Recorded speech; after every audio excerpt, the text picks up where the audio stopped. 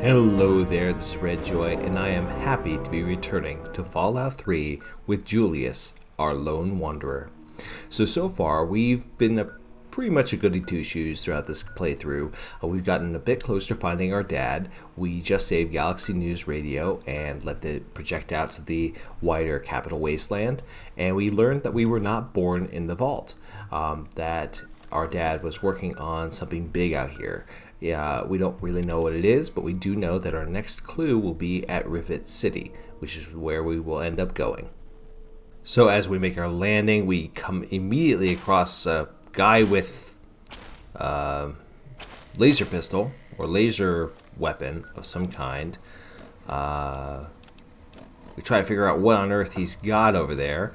We need to arm ourselves, of course, so, you know. Now, he is right by a car, so I could possibly blow up the car. Oh, there's another. Oh. Okay, if I could fire off.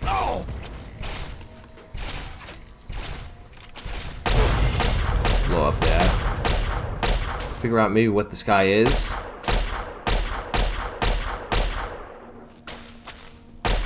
Enclave soldier. Enclave soldier.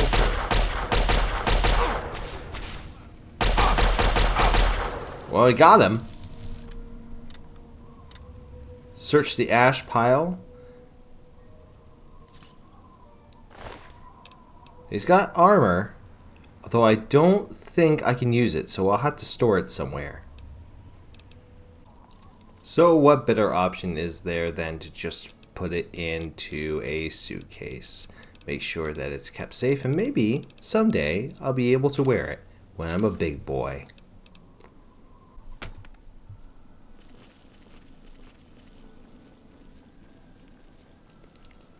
With that armor stored away, we can go on down to try to find Rivet City and maybe encounter a few things along the way.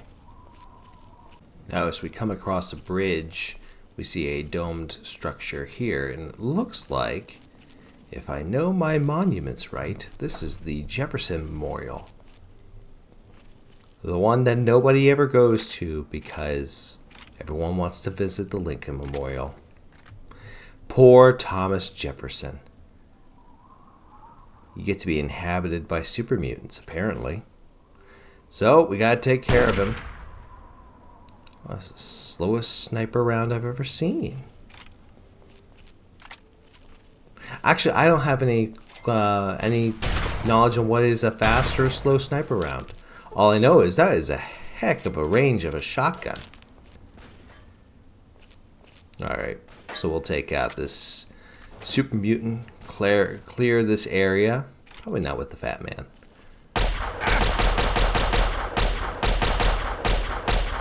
I have been very good at disarming opponents.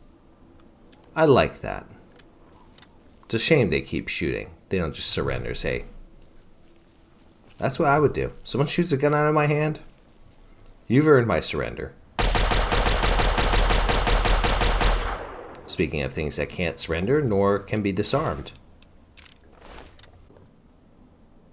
We clear out a few more of the critters outside.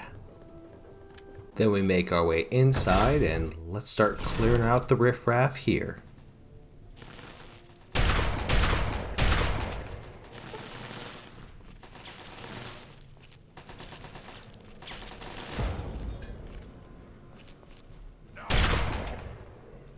Good kill.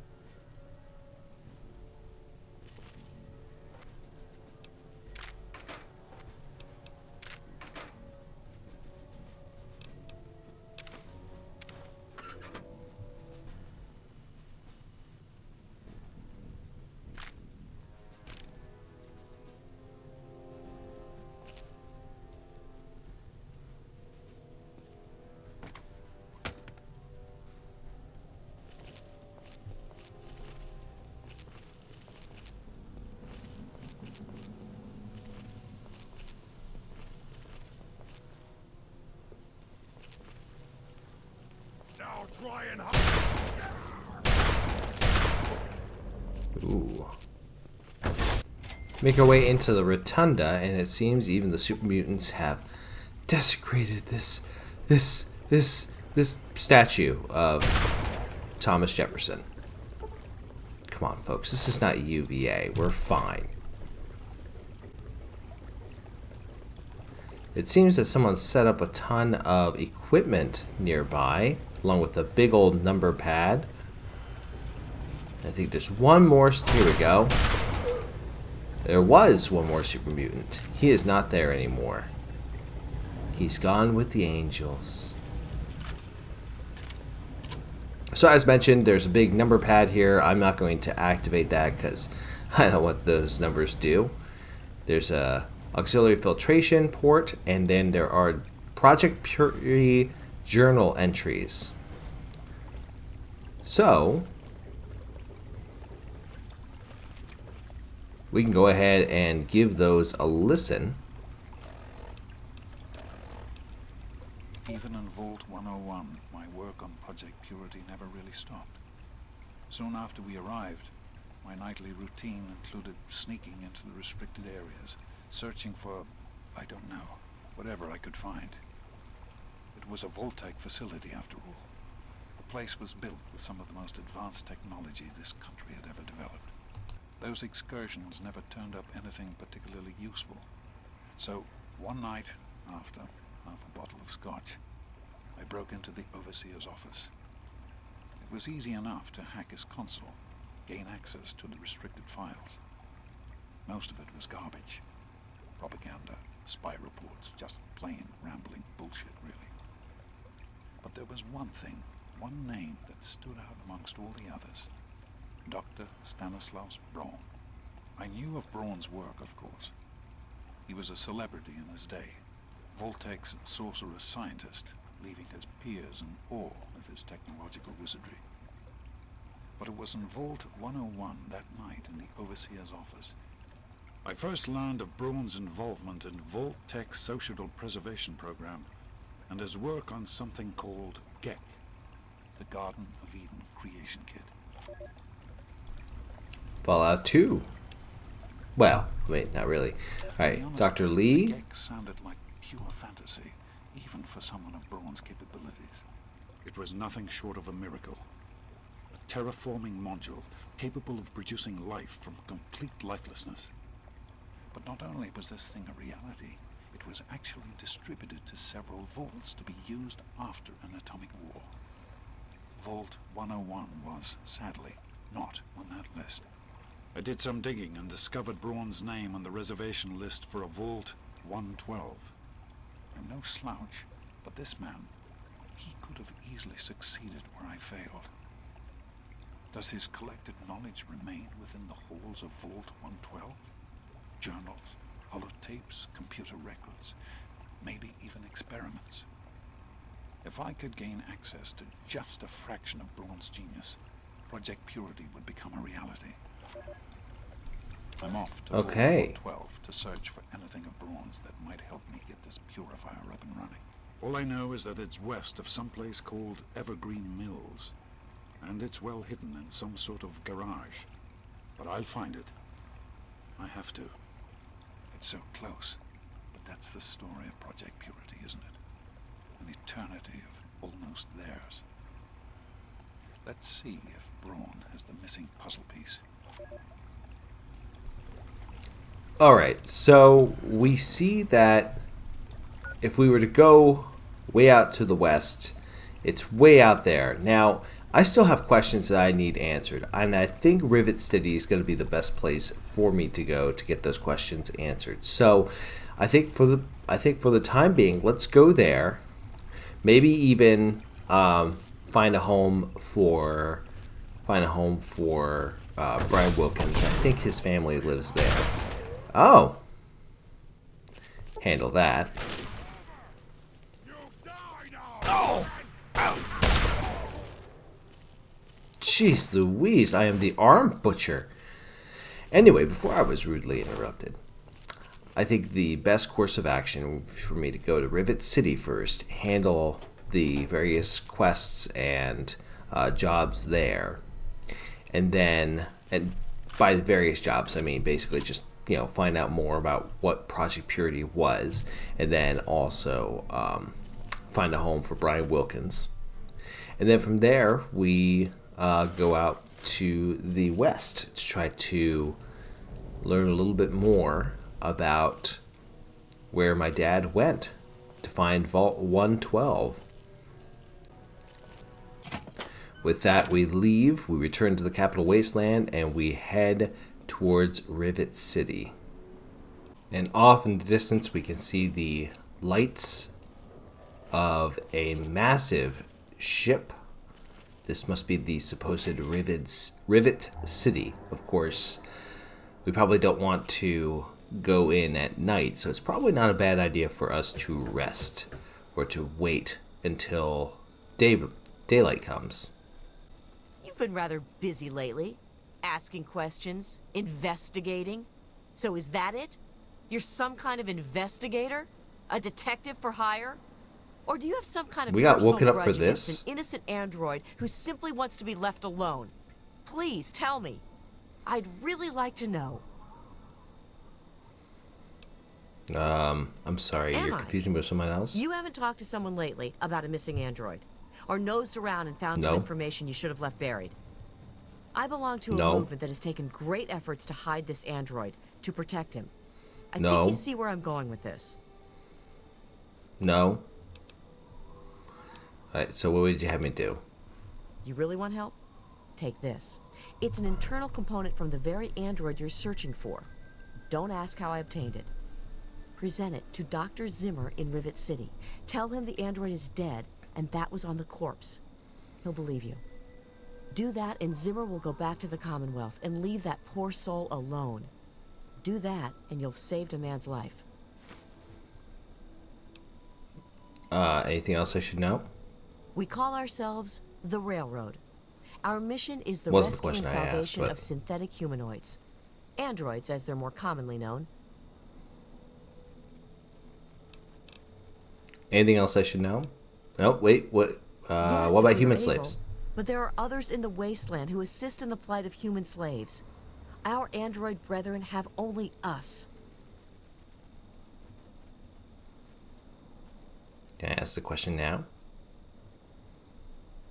Come on, buddy. Just There you understand go. that this android is now, for all intents and purposes, a man. He looks human, he acts human, he believes he is human. But even if he's not, You wiped his even memory. if he's a machine, he's capable of rational thought and emotion. So you see, his soul is as human as yours or mine. This person, and he is a person, He's just growing in the lab. deserves a chance at freedom. Please, if there's a shred of decency in you, don't take that away from him. Okay, you're lucky that there's a shred. You know what you need to do. I guess. Alright. I need to rest again. Alright, now I gotta refigure out how long I need to wait for. 5 hours should do. But just Don't you before have 8 anything o'clock. to deliver? Oh, shut it! Alright.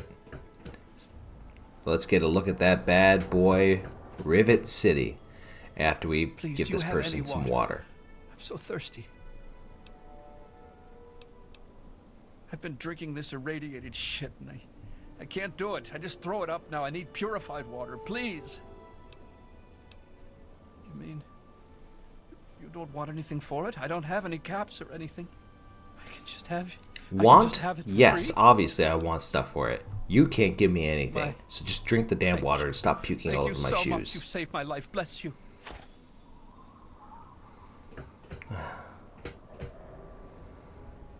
He shall stay there until the end of time. There's the Welcome to intercom. Rivet City. Please wait while the bridge extends. I can't take it anymore. Please, help me. I just did. Some people. Hold it right there. State your business in Rivet City. I'm looking for my father. And who might your father be? If he lives on this boat, I know him. I'm sure you don't know him. He lived in a vault for his whole life. And I'm a fairy princess. You keep up this smart-ass attitude. You do have a you're nice gonna tiara. wind up floating face down in the river. He disappeared, and I'm All just right, trying to all find right. him. You can go on in. If I hear about any trouble, you're gonna wind up in the river. You get me? Yeah, I guess. Alright, so we are going into Rivet City, and we'll take a look around and explore the place. Hey there. There's a marketplace here. I'm not going to go into too much detail with every little thing. We will get a little bit of ammo and talk to a few people, but a lot of it is kind of inconsequential, so I'm going to skip over to us chatting with the real essential folks. Alright, so we go down to the science lab. And I hear people talking. Look, Dr. Zimmer. Ah, there's Zimmer. We don't know about your runaway robot, and we don't care. This lab is dedicated to solving real problems. Yes. But Dr. Ooh, nice bobblehead. Dr. Lee is trying to save lives, and your constant interruptions are interfering with those efforts. Now please, stand aside. I'm Janice Kaplinski, chief botanist. What do you need? I'm looking for your father. I did see a man talking to Dr. Lee, but I really shouldn't be discussing it. She's already in a bad mood. I'd hate to make it worse. You should probably just talk to her about it.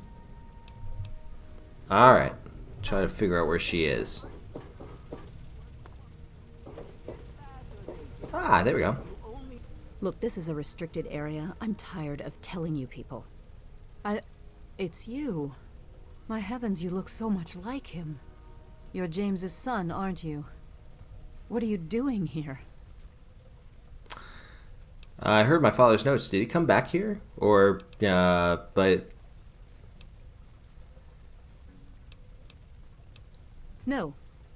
Wasn't he at the lab? This is all just too much to bear right now.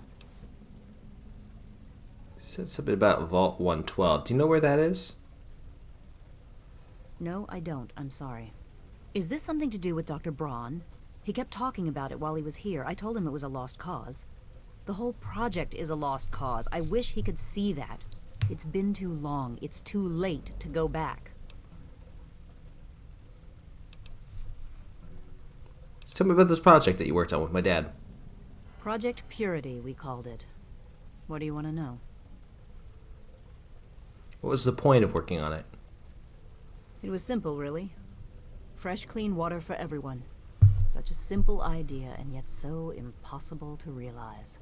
The plan was to build a facility that could purify all the water in the tidal basin at once. No radiation, no muck, just clear water. It just turned out to be more difficult than we anticipated. So why didn't it work? We had the basic principles down. We understood most of the science behind it, but the radiation in the area is so pervasive. Small-scale tests were fine, but anytime we tried to test the process on a larger scale, it was just too much. Maybe if we'd had more time, or better equipment. So why'd you stop working on it? What happened? You happened. It wasn't just you. We had more problems than we could handle already, but your birth is what finally pushed it That was a over home the edge. wrecker. A Your lab father wrecker, if decided you that will. You were more important than everything we'd been working for, and he left. He left all of us. Once he was gone, the Brotherhood decided we weren't worth their time anymore. Without their protection, we had to abandon the purifier. Okay. Okay, What can you tell me about my parents? I suppose so. I worked with them for several years until your mother died, and your father decided it was time to leave. What else do you want to know? What's my father like back then? James? He was very driven, determined to change the world. Well, we all were back then, I suppose. He was focused on two things, really. Making Project Purity work, and your mother.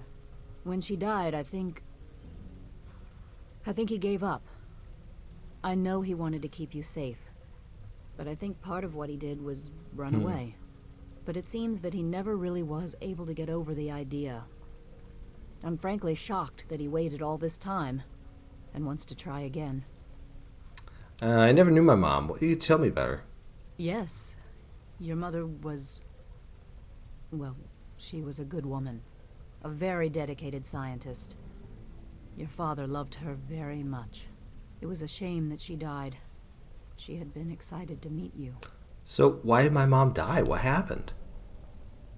Complications from childbirth. None of us were expecting it. We weren't as prepared as we could have been.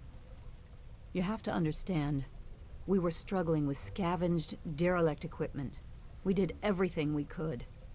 Yeah, I understand. I mean, everybody deals with that kind of stuff. Yes, well, I'm sorry it wasn't enough. So, Okay. I'd like a little more about you. What? Well, I'm not sure what there is to tell. Your father and I, we worked together for a long time. I think we were really on to something. But then there were complications. The project was abandoned and your father disappeared. I returned here to Rivet City and established the lab you see before you now.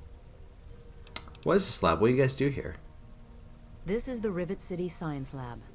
It's taken many long years to put together, but we've done well for ourselves. Our work on portable fusion power and hydroponics are coming along quite nicely, if not quite according to schedule. What kind of place is Rivet City?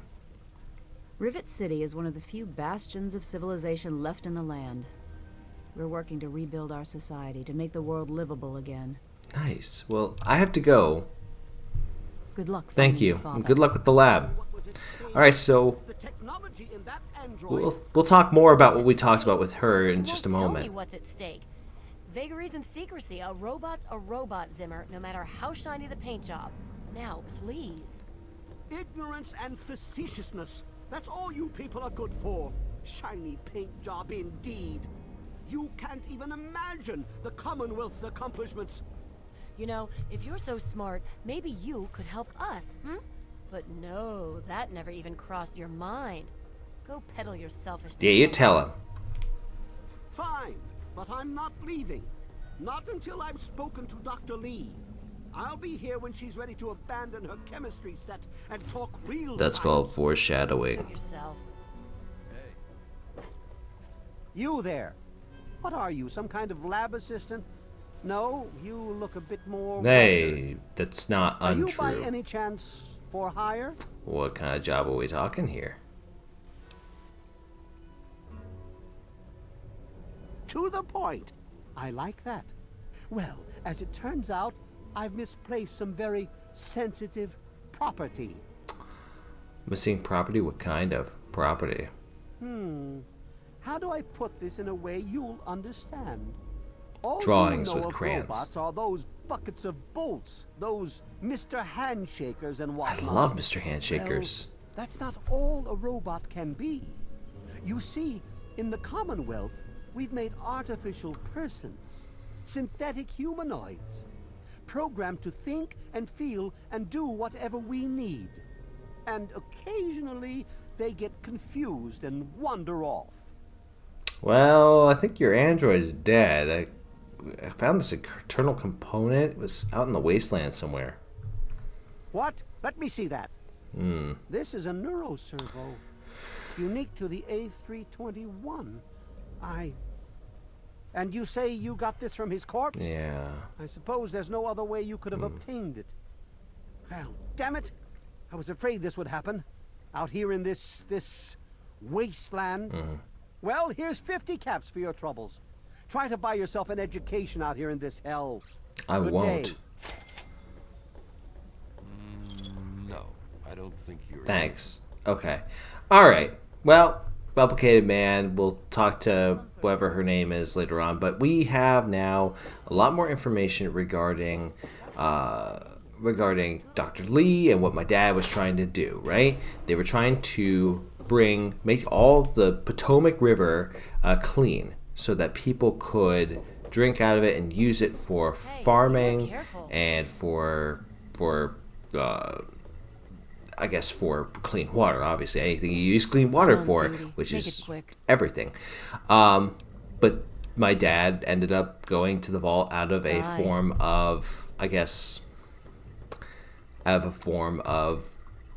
escape, right after my mom died. So we now have a reason for what he's doing. We have a mission for what we will do when he ends up being found, and we will go forth and try to find him. So I spent a lot of time looking around Rivet City, kind of exploring all the areas. I think I was mostly looking for the lady who gave me the job to talk to Zimmer, but we're going to skip to that. So we go and take a look around. Nothing stops the railroad. That's the lady. Swats. You did a good thing delivering that component to Zimmer, telling him the android was dead. For that, I'm going to entrust you with some information. The android's transformation was done by a man named Pinkerton, here in Rivet City. Nice. He's hidden down in the broken fore section of the ship. You'll need to swim to reach him. But if you're inclined, Pinkerton can perform a facial reconstruction on you as well.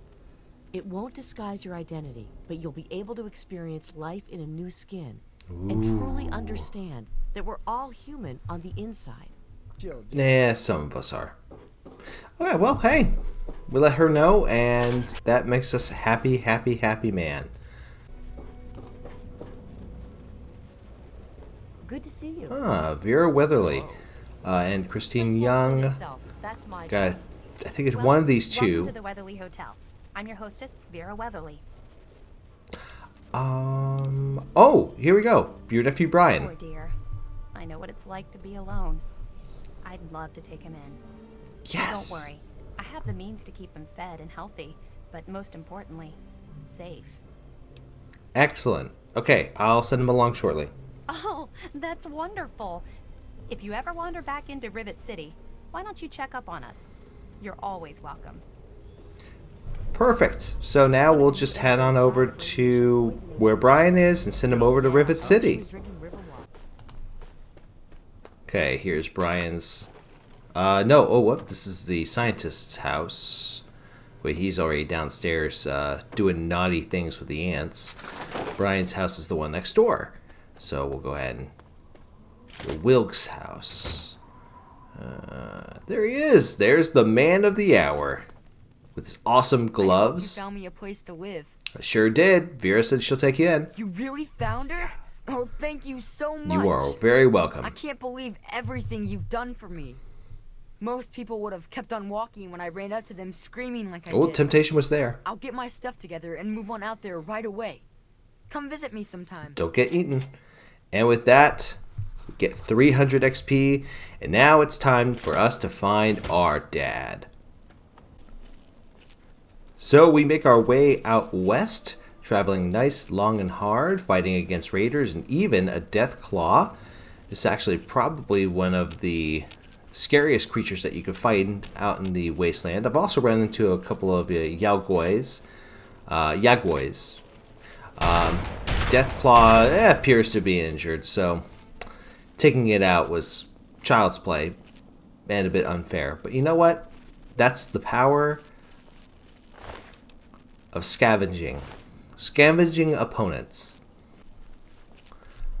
We eventually make our way after fighting a few more baddies such as robots and scorpions to Smith Casey's garage. And this is, I believe, where the Vault 112 will be, but we're going to first make sure that we clear the area. That includes a Mr. Gutsy, which is a military-grade robot, I believe.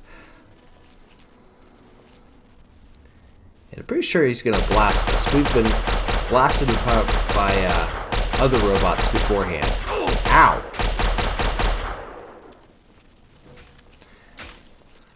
Gotcha, son. Alright, this looks like some sort of military encampment. So I think we'll be pretty lucky in finding some ammo here.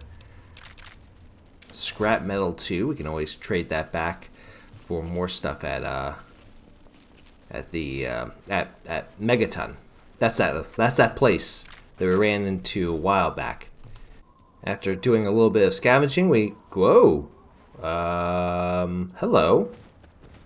You haven't shot at me yet. That's different. You're the friendliest super mutant I've met. I was driven out by my brothers. Oh. I tried to get them to understand that there was more to life than fighting, killing, but they wouldn't listen. Now I wander the wasteland, hoping to find some meaning to life before I die. How'd you get the name Uncle Leo? I don't know. I've always called myself that. Maybe it was my name before I became this. Maybe I read it in a book. Maybe you did. Well, before you became this, what do you mean? Maybe you don't know where we come from. Nope. Super mutants, I mean. We aren't born this way. We are created in the cold, dark, metal place where my brothers bring their captives, endlessly trying to make more of Or us. making gore bags, whichever one. I could not do. I tried to get them to stop, but they wouldn't listen. They would have killed me if I had not run away. Hey, man. You gotta be smart. Glad you got that. I'm glad you stopped by to see me. Oh, thank you, Uncle Leo. What a swell guy. All right, well, we'll do a little more scavenging before we go into the garage. Make our way over to the garage. Try to find wherever the entrance is. That's a pretty hefty duty building for a garage, I'll tell you. Maybe Uncle Leo built it. That's a joke, guys. Obviously, they didn't build it. He didn't build it. Smith Casey built that. Smith Casey built that. Don't you forget it. Alright. We got a couple of rad roaches we'll clear out before discovering what is going on. And throughout looking at this, we constantly hear the sound of chattering. Some sort of squealing sound.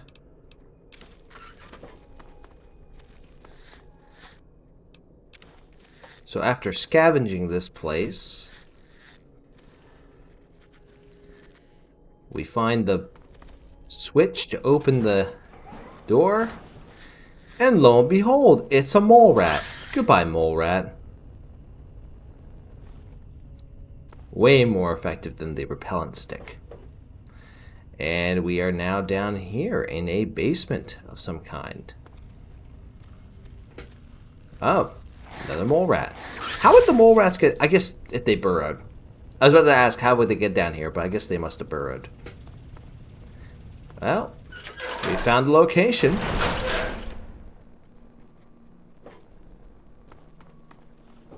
So as we enter this basement is the entrance to Vault 112 and the next step of our journey. Next time we're going to be finally either caught up with our dad, or we're going to learn what happened to him next. So we'll see what ends up happening. But please make sure that you like, comment, and subscribe. Thank you so much for watching. And until next time, take care and good luck. We're all counting on you.